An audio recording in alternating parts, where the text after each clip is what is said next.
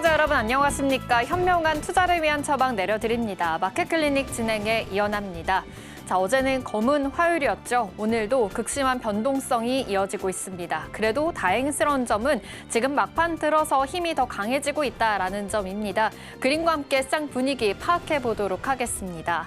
자, 오늘 삼성전자가 다시 1위로 돌아오게 됐습니다. 삼성전자의 힘이 조금 더 강하다라는 점은 짚어보셔야 되겠고요. 목표 주가도 상향됐습니다. 67만 원까지 올라간 만큼 실적에 대한 기대감 굉장히 많다라는 점 짚어드리겠고요.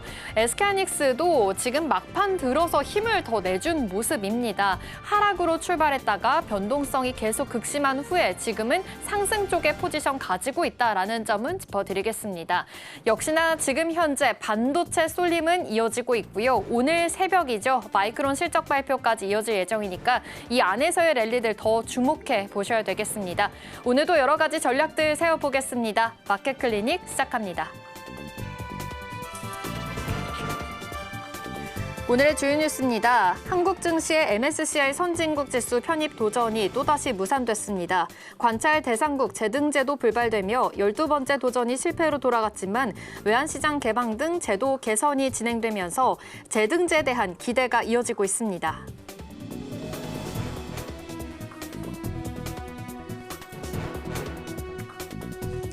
한국형 공보 지수로 불리는 코스피 200 변동성 지수가 장중 95선을 돌파하며 금융위기 당시 고점을 넘어 역대 최고치를 기록했습니다.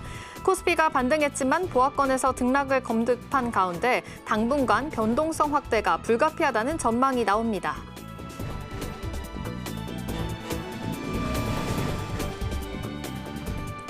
노무라증권이 삼성전자의 목표 주가를 59만 원에서 67만 원으로 상향 조정했습니다. 성과급 충당금 부담이 예상보다 줄면서 2분기 실적이 시장 전망을 웃돌 것이라는 예상이 된다는 분석이 나오고 있습니다.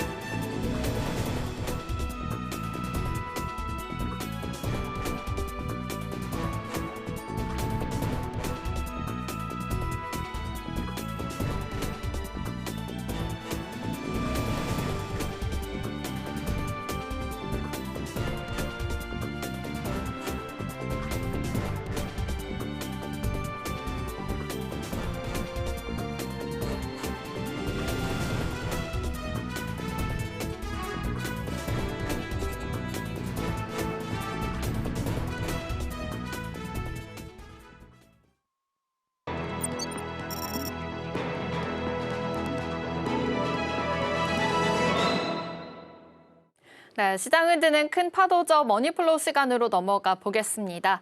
지금 시장 분위기가 다시 좀 좋아지는 모습이 나타납니다. 코스피에서 3.4%나 상승하고 있고요. 코스닥에서도 1.5% 강세 흐름들이 나타납니다. 장중에는 하락으로 돌아서기도 했었는데 역시나 변동성은 이어지고 있다라는 점 참고해 보시면서요. 오늘도 여러 가지 전략들 세워보도록 하겠습니다. 오늘은 기업공시연구소의 변영인 대표와 이야기 나눠보겠습니다. 대표님 어서 오십시오. 네, 고맙습니다. 네, 역시나 오늘도 반도체 힘이 굉장히 강한 모습입니다. 삼성전자가 무려 9% 힘을 내주고 있고요. SK하이닉스도 1.8% 현재 지나가고 있는 상황입니다.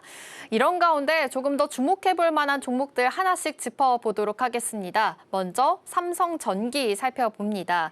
삼성전기 사실 주도주 중에 하나라고 불릴 만큼 시세가 굉장히 좋았습니다.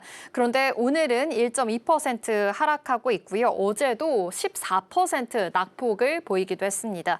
변동성이 굉장히 많은 상황 속에서 어떤 포인트를 가져봐야 되는지가 가장 궁금합니다. 목표 주가도 280만 원까지 나온 상황이고요. 그래도 MLCC 쪽에 대장주라고 볼 수 있는 만큼 우리나라 안에서는 기대감도 굉장히 많습니다.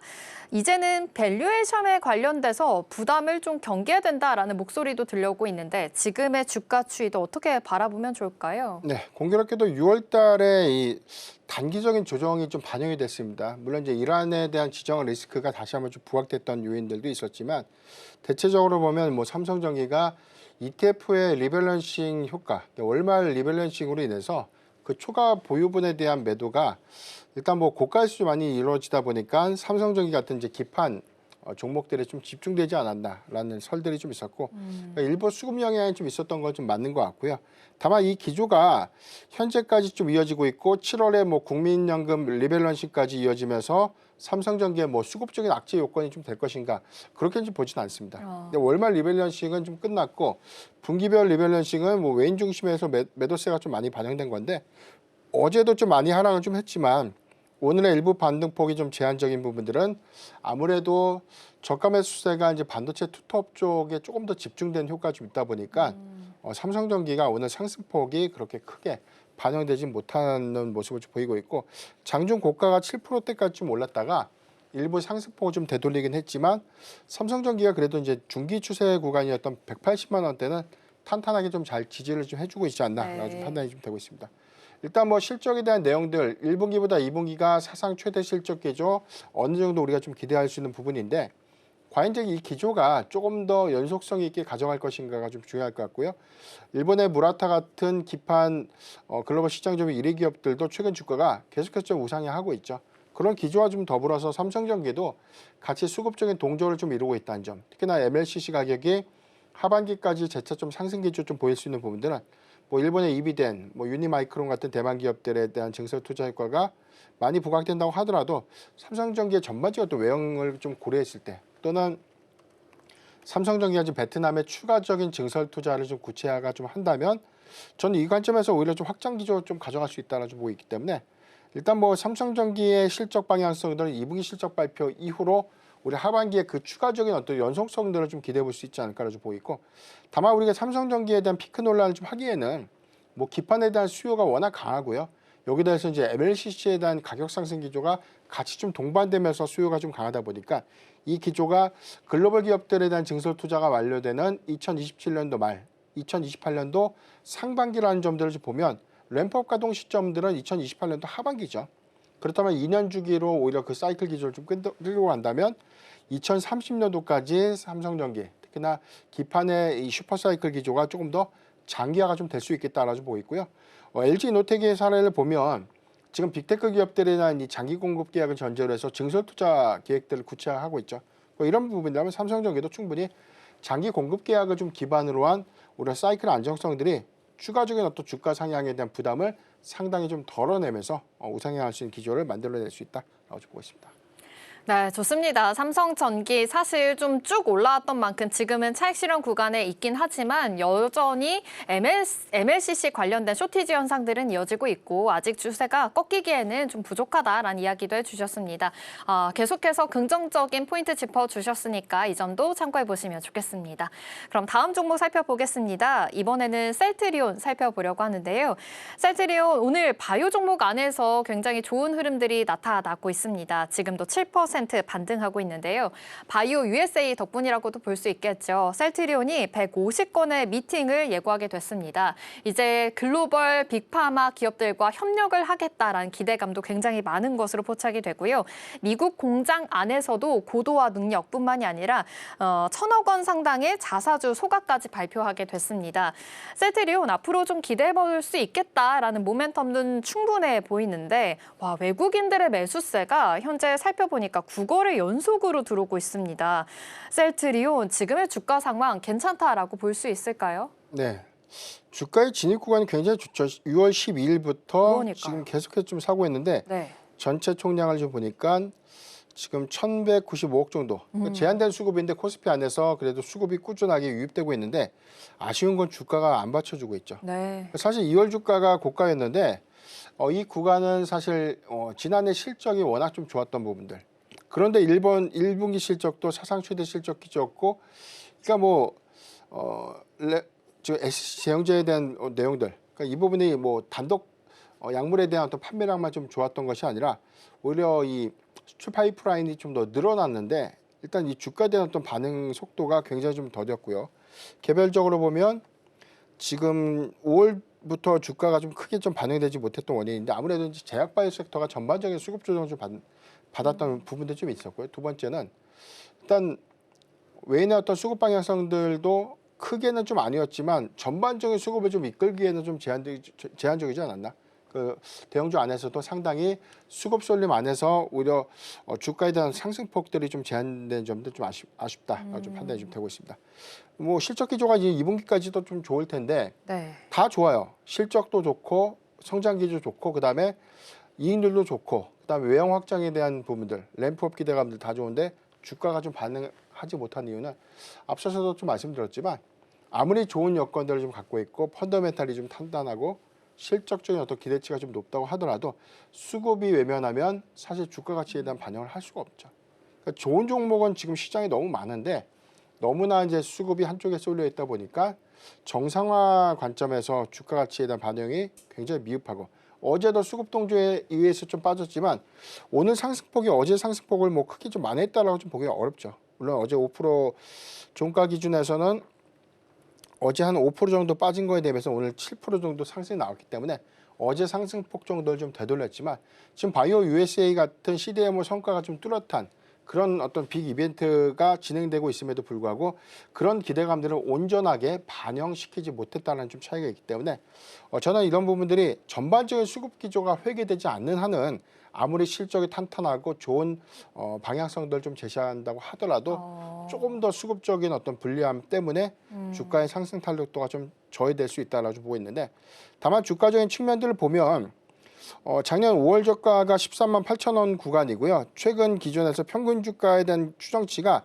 16만 8천 원 구간까지로 좀 보여지고 있는데 지금 이 구간 뭐 사실 16만 원대에서 17만 원, 17만 5천 원 미만 구간까지는 박스권 행보까지 해서 저가 부분까지 많이 내려온 거죠. 그러니까 가격적인 이점은 현재 부담 없이 진입은 할 수 있는 구간이다라고 보여지고 있지만 지금 산다고 해서 오히려 단기적인 수익폭을 좀 확대시키기에는 수급의 여건상은 좀 불리하지 않을까라고 보고 있고 아마 수급 기조가 반도체 투톱의 수급 쏠림들이 좀 완화되면서 점진적인 수급 이점들이 대형주 그리고 중소형주로 이관되는 부분들 특히나 금리 인상에 대한 기조가 크게 좀 완화될 수 있는 부분들이 뚜렷해진다면 저는 CDMO사 중심의 실적 성장 부분들은 오히려 반등폭을 좀 키울 수 있는 명분이 충분히 될 수 있다라고 보고 있습니다. 일단은 가격 자체 매력적인 구간에 왔다라고도 말할 수는 있겠습니다. 외국인들도 꾸준하게 사고 있는 만큼 실적도 좋고 이익률도 좋은 기업이다라고 말씀해 주셨습니다. 하지만 요즘 반도체 수급이 계속해서 쏠려 있는 상황이죠. 반도체 이외에도 좀 순환매 장세가 된다면 그때 조금 더 노려볼 수 있는 구간이다라고 이야기해 주셨으니까요. 참고해 보시기 바랍니다. 그럼 다음 종목으로는 조선주들 체크해 보도록 하겠습니다. 60조 원의 캐나다 잠수함 수주 결과가 이번 주 안에 나올 예정입니다. 그러다 보니 지금 기대감도 충분히 반영이 되고 있는 상황입니다. 하나오션 지금 현재 2% 반등해주고 있는데요. 수주 전에 승산이 누가 가져가게 될지 조금 더 눈여겨봐야겠죠. 일단은 하나오션 그리고 HD 현대중공업 안에서 수주에 관련된 소식들은 계속해서 이어지고 있기는 합니다. 긍정적인 모멘텀들 조선주 안에서 꾸준하게 들려오고 있는데 오늘의 반등 흐름들은 어떻게 바라봐야 되는지 계속해서 주가 상승으로 바라볼 수 있는 여력이 되는지도 좀 궁금합니다. 단기적으로는 이제 하나오션의 주가가 더 크게 밀렸고요. 어제도 밀렸고 오늘 반등폭은 좀 제한적이죠. 2% 정도 반등 나오고 있는데 조선주가 사실은 뭐 선별적인 강세를 좀 가져갔던 배경이 하나오션, HD 현대중공업처럼 앵커님이 이야기했던 것처럼 뭐 캐나다 잠수함 수주에 대한 기대감들 이게 좀 빠르면 2주 안에 일단 입찰 결과가 좀 발표가 된다는 이야기가 있고요. 뭐 늦어도 8월인데 지금 외신을 통해서 확인됐던 데이터는 한 2주 그다음에 아니면 뭐 7월 초중 정도면 완료가 되지 않을까 이제 그런 전망들이 좀 나오고 있습니다. 지금 외신에 대한 평가도 좀 달라지고 있는데 지금 독일 매체에서 보면 유럽 매체에서 보면 지금 독일이 수주의 가능성이 좀 높다라는 그런 전망들이 좀 나오면서 좀 주가 좀 밀렸던 것 같아요. 그러니까 이거는 수주에 대한 기대감들이 좀 반영되다 보니까 전체 사업 규모가 굉장히 좀 크죠. 60조 원 규모이기 때문에 이 부분에 대한 수주가 확정이 되면 단순하게 수주의 확정을 세론으로 좀 보기보다는 이 부분이 점진적인 어떤 이 실적에 연계되는 그런 부분들은 상당한 좀 기회 요인들이 좀 될 수 있는 부분이고 외형의 어떤 확장 부분들은 수주 잔고가 그만큼 좀 쌓이게 된 계기이기 때문에 상당히 좀 우호적인 여건에서에 대한 연속성들을 좀 가져갈 수 있는 명분은 충분하지 않을까. 다만 이게 실패된다고 해서 저는 주가의 조정 영향을 좀 받을 수 있지만 이게 크게 우려스러운 부분은 아니라고 봅니다. 대미투자특별법 시행령이 이제 발효가 됐고 미국과의 이제 실무 협상을 통해서 본격적인 어떤 자금에 대한 배정 부분을 어떻게 할 것인가. 일본의 경우에는 지금 대미투자 1호가 3호까지 좀 확정이 됐지 않습니까? 속도가 좀 느린데 뒤늦게라도 지금 시행령 확정이 좀 됐기 때문에 미국과 이제 실무적인 어떤 간담회를 좀 통해서 전체적으로 한 2천억 정도는 조선 부분에 좀 배정이 되고 있고 초도의 LNG 수출 터미널, 조선소 건립, 그다음에 일단 이 항만에 대한 어떤 구축 부분들 여기서 연계점들을 좀 보면 투자는 곧 조선 기업들의 상당한 미국 내 수주를 동일하게 좀 받아갈 수 있는 명분이 충분히 좀 될 수 있기 때문에 이건 뭐 단기적인 기대감들보다는 장기 사이클, 그 사이클 기조가 더 크기 때문에 저는 앞으로에 대한 조선주의 경우에는 개별 이슈에 의해서 조정이 좀 나올 수 있지만 오히려 미국에 대한 조선 인프라에 대한 투자가 구체화가 좀 되는 단계라면 하나오션은 뭐 MRO에 대한 성과 아니면 추가적인 또 수주에 대한 내용들이 부각되거나 또는 삼성중공업의 경우에는 LNG 수출 터미널에 대한 어떤 투자 확대 부분들, LNG 선박의 수요와 좀 연동되는 그런 구조들을 좀 고려해 보면 각각의 이슈에 따라서 저는 선별적인 주가 상승폭을 크게 가져갈 수 있겠다라고 좀 판단이 좀 되고 있습니다. 다만 좀 역시나 수급 기조가 아무래도 이제 투톱에 좀 더 집중되다 보니까 네. 조선주도 오늘은 상승에 반등의 속도가 좀 미흡한 그런 부분들인데 시장의 왜곡 현상들은 저는 실적 기조를 보면 좀 달라질 것 같아요. 그래서 너무 아쉬워할 필요는 좀 없다라고 좀 보고 있고 다만 하나오션과 HD 현대중공업을 막연하게 이번에 캐나다 잠수함에 대한 수주를 좀 기대하면서 투자하기에는 리스크하다. 그러니까 이 부분에 대한 불확실성들은 안 됐을 때에 대한 수급 변동을 좀 어느 정도 좀 감안을 해야 되기 때문에 만약에 그런 관점에서 접근을 한다면 저는 개인적으로는 이 입찰 결과를 좀 보고하는 것이 좀 맞지 않을까 좀 보고 있습니다. 단기적으로 잠수함 수주 결과를 보고 들어가기보다는 좀 더 장기적인 포커스 맞춰봐야 된다. 그리고 실적들 더 들여다봐야 된다라는 이야기 해주셨으니까요. 조선주 안에서 역석 고르기도 필요해 보입니다. 그럼 오늘도 여러 가지 이슈들 하나씩 점검해 보도록 하겠습니다. 첫 번째 이슈 살펴보겠습니다. 첫 번째로는 마이크론 실적 분수령, 반도체 랠리 계속될까라는 주제로 살펴봅니다. 역시 오늘도 삼성전자, SK하이닉스가 힘을 내주고 있습니다. 오늘은 특히나 삼성전자가 더 반등을 해주고 있는 상황이죠. 8% 강세 흐름입니다. 지금 주제로도 살펴보셨다시피 오늘 새벽 5시에 마이크론 실적 발표가 예정이 되어 있습니다. H밴 관련돼서 어떤 향방을 가지게 될지도 궁금하고요. 이 가이던스 관련해서도 굉장히 중요하다라는 이야기도 나오고 있습니다. 자, 그렇다면 앞서서도 계속 말씀해 주셨지만 지금 반도체 랠리 가 계속해서 이어지고 있습니다. 수급도 쏠려 있는 상황이죠. 그런데 오늘 새벽에 이제 마이크론 실적까지 확인을 하게 된다면 앞으로도 반도체 랠리는 계속해서 이어질 수 있을까에 대한 궁금증도 생깁니다. 이와 관련해서 어떻게 분석해 보면 좋을까요? 마이크론 실적이 발표됐던 최근 한 4개 분기에 대한 데이터 보니까 네. 실적 발표를 한 날 그 다음 날 주가가 좀 밀렸습니다. 마이크론이 밀리니까 같이 반도체 투톱도 조금 소폭에 좀 영향을 좀 받았는데 네. 이걸 좀 셀론성으로 좀 봐야 될 것 같아요. 다만 그 통계가 이번에도 동일할 것이다라고 좀 보진 않는데 사실 그러기에는 어제 하락폭이 너무나 컸기 때문에 그런 우려감들을 상기시키기에는 어제 낙폭에서 저는 일정 부분에 대한 영향들은 많이 반영됐다. 그렇다면 긍정적으로 좀 해석을 해보면 이번에는 셀론이 아니라 실적의 방향성 때문에 삼성전자, SK하이닉스가 더 고생을 했으니까 네. 이 부분에 대한 기대치를 조금 더 반영시킬 가능성도 없죠. 그러니까 그렇게 좀 봐야 될 것 같고요. 마이크론의 이번 1분기 실적에 대한 내용을 보면 지난 1분기 실적에서 이 제시됐던 가이던스 추정치보다 이번 2분기 컨센이 상당히 높습니다. 그런데 이제 한 가지 좀 아쉬운 부분이 EPS에 대한 컨센이 한 1.97달러까지 좀 상향이 됐는데 이걸 최근 기준에서 한 22달러 정도를 좀 상회한다. 이 부분에 대한 전망치가 좀 높아지면 만약에 이 EPS 기준치가 좀 내려갔을 때 시장의 실적에 대한 기대치를 하회했다. 이걸 뭐 조정에 좀 빌미를 좀 잡으실 가능성이 높은데 어제 마이크론도 13% 빠졌거든요. 네. 그럼 오늘 본장에서 반등 나오고 실적 발표기쯤에 다시 또 오른 만큼을 좀 뺄 가능성이 있을까요? 그러니까 물론 뭐 실망할 수는 있겠지만 그 기조를 좀 봤을 때 마이크론에 대한 실적이 안 좋았기 때문에 뭐 삼성전자와 SK하이닉스의 실적이 안 좋다 이렇게 좀 대비하기보다는 워낙에 높아졌던 실적 추정치를 과연 돌파하는 네. 깜짝 실적을 또 보여줄 것인가 이게 좀 중요할 것 같고요. 두 번째는 그 다음 분기에 대한 실적 추정을 어떻게 할 것인가. 근데 저는 이제 보수적인 가이던스보다는 그래도 이제 3분기의 메모리 가격에 대한 상승 기조가 한 자릿수가 아니라 이제 두 자릿수로 좀 전망되고 있는 데이터를 보면 네. 마이크론도 이번 3분기 실적에 대한 추정치를 좀 상향해서 제시될 가능성이 높다라고 좀 보이고, 다만 변수의 요인이 뭐 가이던스 추정치가 보수적으로 좀 간다고 하더라도 HBM4에 대한 공급량들은 좀 달라지는 부분이기 때문에 이런 기조들을 감안해 보면 삼성전자와 SK하이닉스를 딱 집어서 마이크론의 실적과 지금 대비할 수는 없죠. HBM4에 대한 공급은 삼성전자, SK하이닉스가 주도해서 좀 가고 있지만 마이크론이 그 점유 비중이 아직 명확한 뭐 공급을 한다라는 이야기가 좀 없지 않습니까? 그러니까 그런 것들에 대한 추정치에 대한 변동값이 있기 때문에 어느 정도에 대한 방향성들이 시장에 눈높이에 충족을 해준다면 그만큼 삼성전자와 SK하이닉스에 대한 실적 기대치는 네. 더욱더 높아질 수 있다. 이 점은 시장의 수급적인 기대 요인들이 될 수 있다라고 보고 있습니다. 그렇다면 오늘 반도체 투톱은 상승하고 있는데 소부장들은 일제히 좀 하락하고 있습니다. 순환매도 빠르게 돌고 있는 가운데 투톱의 힘이 굉장히 강하거든요. 지금 반도체에서 들여다볼 만한 종목이 있다면 어떤 종목을 더 눈여겨봐야 될까요?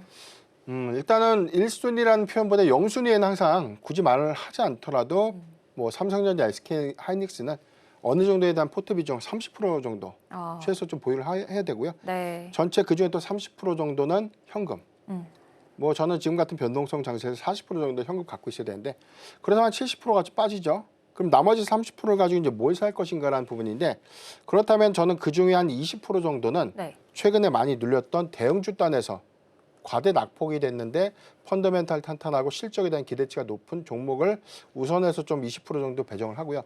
그 나머지 10%는 이제 코스닥 안에서에 대한 낙폭, 과대 종목들 좀 봐야 되는데 아직까지는 많이 빠졌다고 해서 관심을 좀 갖기보다는 그래도 저는 코스닥 안에서는 시총 상위단 종목들에 대한 반도체 소부장주를 좀 봐야 되지 않을까. 특히나 오늘 같은 광주 지역의 이 반도체에 대한 어떤 공정 투자 계획들이 좀 발표가 됐죠. 그래서 전공정 장비주 위주로 선별해서 접근하는 전략이 유효하지 않을까라고 보고 있습니다. 두 번째로는 로봇 정책 모멘텀, 피지컬 AI 날개에 달까라는 이야기 나눠봅니다. 현대차 같은 경우는 0.2% 상승하고 있고요. 오늘 로봇주들이 좀 많이 반등을 해주고 있는 상황이죠. 사실 간밤에 러트닉 상무장관이 이 중국 공세 관련해서 좀 경고성의 발언을 하게 됐습니다. 그러다 보니 우리나라 로봇주들 반사이익을 볼 수 있다라는 기대감도 많아진 것도 사실이고요. 이재명 정부에서 지금 AI 다음으로 로봇주들 육성해야 된다라는 이야기들도 했던 만큼 오늘 반응을 하고 있는 것이 눈에 띄게 보입니다. 그중에서도 아무래도 피지컬 AI라고 하면 현대차 이야기를 빼놓을 수가 없는데요. 오늘 보합권에서 등락을 하고 있는 상황이기도 합니다. 보스턴 다이나믹스 상장에 대한 이야기도 들려오고 있는 만큼 기대감이 굉장히 많습니다. 로봇주 그리고 현대차 관련해서 어떻게 짚어보면 좋을까요? 아무래도 앵커님께서 좀 말씀하셨던 것처럼 이제 미국에서 중국산 로봇에 대한 수입 규제 부분, 우리가 이제 3월달 기점에서 보면 일단 안보 로봇법에 대한 발의 계획들이 있었죠. 이게 뭐냐면 중국산 로봇에 대한 이 수입 금지 부분들을 포함해서 조달 자체를 금지하는 거죠. 네. 유지 보수라든가 부품에 대한 호환까지 모두 다 이제 고려를 하는 건데 이게 뭐 사실 우리가 서버 같은 경우도 지금 중국산 서버가 미국 안에서 유통이 안 되지 않습니까? 가장 화두가 되는 게 이제 백도어 이슈, 보안 이슈죠. 그러니까 로봇의 경우에도 사실상 일단 카메라 모듈 로봇이 이제 눈 역할을 하는 그런 부분들에 대한 장치 부분들이 미국 자체에 대한 안보에 반하는 그런 부분들이 구체화가 좀 될 수 있다. 이런 것들을 염두해서 해당되는 연장선상에서에 대한 어떤 내용들이 좀 나오고 있는데 일단 뭐 안보로봇법에 관련해서는 내년 정도에는 이 법안에 대한 어떤 발의 이후에 통과가 되지 않을까라는 유력한 내용들이 지난 3월에 좀 제시가 좀 됐지만 이게 이렇다 어떤 발의라든가 대통령의 최종 어떤 서명까지 좀 이루어지지 못했어요. 그러니까 이게 러트닉 상무장관이 한 번 더 언급하게 되면서 대체적인 로봇에 대한 어떤 규제 부분들이 좀 가속화되면 상대적으로 이제 한국 K 로봇이 오히려 미국과에 대한 시너지를 상당히 좀 낼 수 있지 않을까 그런 기대감들이 좀 반영되고 있고요. 지금 종합적으로 로봇의 강국은 중국이 많습니다. 뭐 중국의 기술적인 어떤 내용들을 좀 논의를 하더라도 전반적인 대량 양산 체제를 빠르게 구축할 수 있는 강점을 좀 갖고 있다. 일본도 거의 뭐 정형화된 부품에 대한 핵심 부품들에 대한 내재화율, 수입률, 수출할 수 있는 그 비중은 핵심 부품에 대한 비중이 제가 봐도 최소 45% 이상 정도 된다고 보거든요. 아직까지 한국의 로봇의 내재화, 국산 부품에 대한 내재화율이 제 기억에는 25%가 좀 채 안 돼요. 나머지 한 75% 이상은 일본이나 뭐 중국산 부품을 좀 사용해야 되는 그런 부분들이기 때문에 앞으로 이제 그런 관건들에 대한 영향도는 각각의 어떤 개별적인 안보 리스크와 좀 결합된, 그래서 이제 미국의 이런 움직임들은 전체적인 밸류체인들에 따라서 뭐 일본과 한국에 대한 어떤 영향도가 달라질 수 있겠다라고 좀 보이고, 한국은 이제 로봇의 하드웨어에 대한 내용들을 좀 강화시키고 있는 부분이고, 미국 자체는 하드웨어 부분보다는 로봇의 이제 두뇌죠, OS 부분에 대한 기술 고도를 가져가는 부분이기 때문에 두뇌와 하드웨어가 좀 결합된 시스템으로서 같이 좀 동조되는 그런 흐름들은 상당한 좀 시너지가 좀 될 수 있지 않을까. 특히나 뭐 보스턴 다이내믹스의 아틀라스 로봇의 경우에도 미국 안에서에 대한 생산이 구체화가 좀 되고 있죠. 그러니까 이런 기준을 보면 전반적인 어떤 이 중국산 로봇에 대한 규제 부분들은 한국 로봇 산업에 상당한 좀 수혜가 좀 될 수 있다라고 보고 있습니다. 좀 수혜에 대한 기대감 가져보시면서 로봇주 그리고 그 안에서 현대차까지도 이야기를 해주셨습니다. LG전자도 사실 궁금합니다. 이제 원 LG라고 해서 엔비디아와 함께 협력을 한다라는 이야기도 굉장히 많잖아요. 이번 주 월요일이었습니다. LG 경영진들이 대거 엔비디아 본사 가서 협력에 대한 이야기를 나누기도 했었죠. 그렇다면 피지컬 AI 시대에서 이제 현대차 다음으로 또 주역의 역할을 해줄 수 있을 것 같은데 LG전자 어떤 모멘텀이 또 있을까요? 일단 로보틱스 사업에 대한 가치가 부각된 이후에 사실 뭐 오르기 전 주가까지 내려왔어요. 네. 공교롭게 5월 달에 1분기 실적 발표, 코실적이 나왔고 컨퍼런스 콜에서 세 가지 사업에 대한 가치 반영했죠. 로보틱스, 모빌리티, 그다음에 공조 시스템, 냉각 시스템까지 사업 전략들을 좀 제시했다가 이게 젠스당 CEO 방한 기대감들이 좀 부각됐지만 이게 오른 만큼 다 내려와 있는 상태고요. 시장에서 너무 섣부르게 해당되는 사업에 대한 기대가 높지 않았나.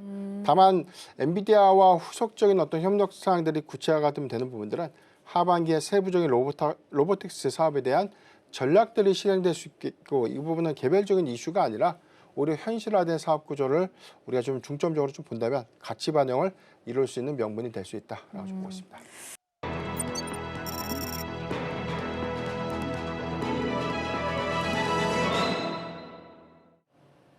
오늘 시장에 있었던 이슈와 종목 다시 한 번 더 픽해서 살펴보는 데일리 머니픽 시간입니다. 오늘도 새 종목 준비했는데요. 가장 먼저 중국과 미국을 함께 공략하고 있는 엔캠 관련된 이슈 한번 체크해 볼 거고요.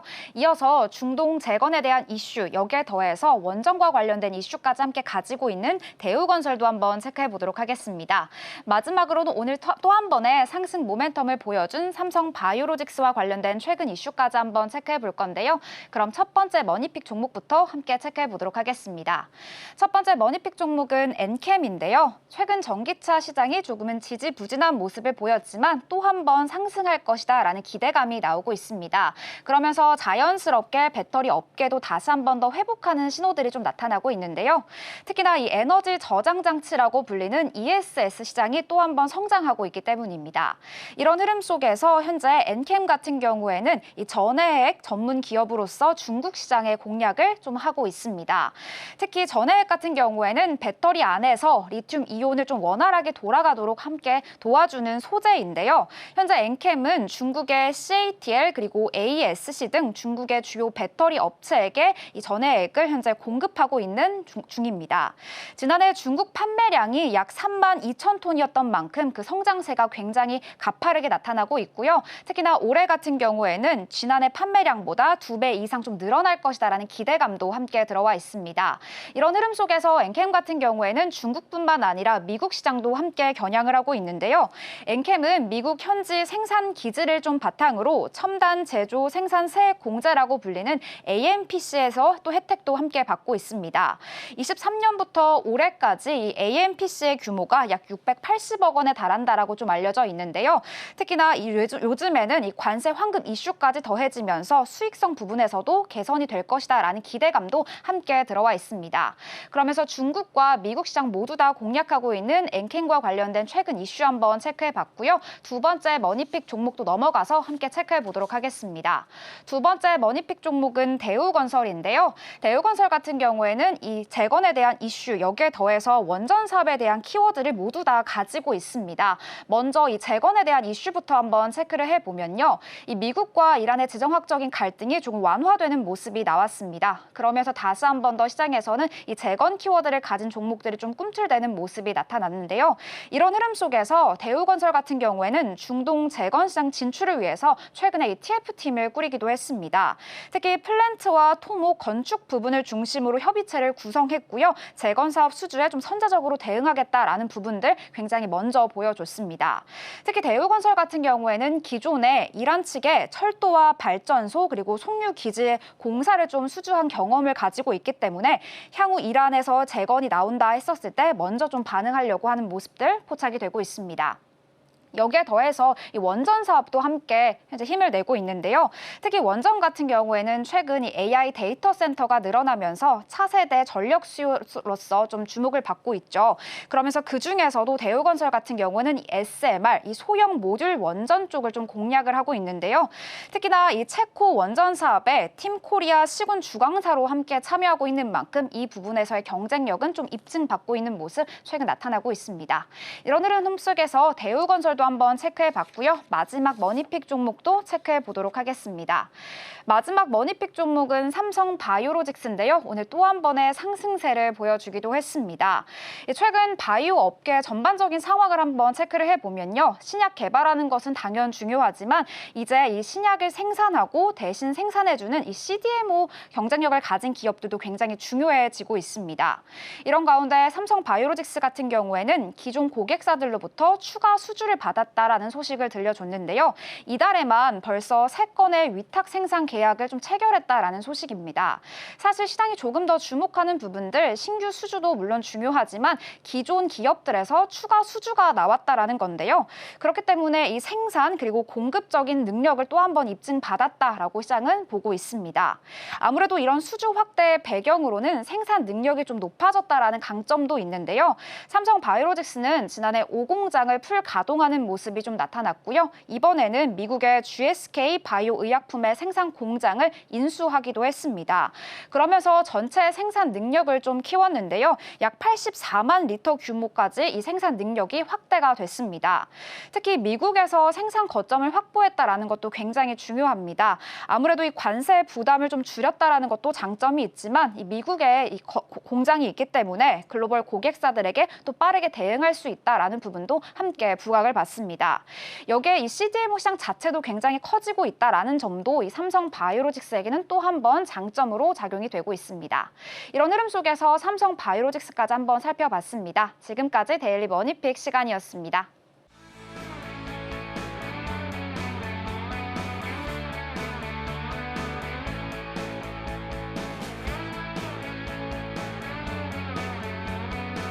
네, 흔들리는 시장 속에서 모건스탠리에서는 좋은 소식이 나왔습니다. 지금 코스피 관련해서 추세적인 하락보다는 일시적인 숨고르기 장세에 들어왔다라는 이야기가 나왔고요. 강세장에서 15,000포인트까지 올라갈 것이다라는 전망들까지 나왔으니까요. 이점까지도 함께 참고해 보시기를 바라겠습니다.